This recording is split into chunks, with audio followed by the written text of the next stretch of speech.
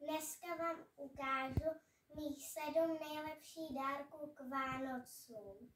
První budou tady ty Harry Potter tetovačky. Je tam Hermiona, klobouk a různé věci.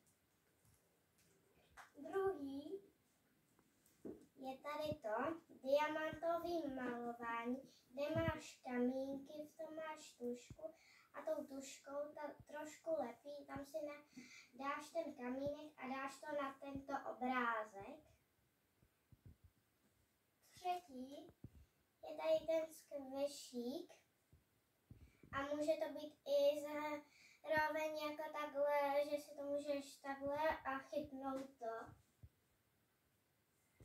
Jmenuje se tady to, se jmenuje bicí, prostě to otevřeš a máš tam takhle B a v tom se ty také objeví taková to ještěrka.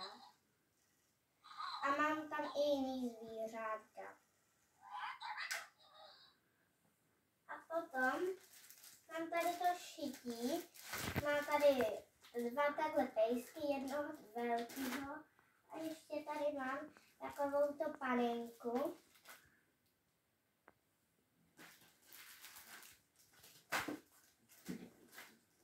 Tady mám takového mluvícího Dobbyho. Když se zapne, tak takhle mluví o Harry Potterovi. Tady je takový to pejsek, který má v sobě i takhle mističku a kost a takhle fén.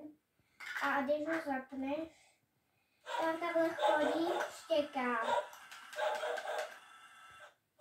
A dělá takhle prostě různý cviky. A to už byly všechny moje nejlepší dárky.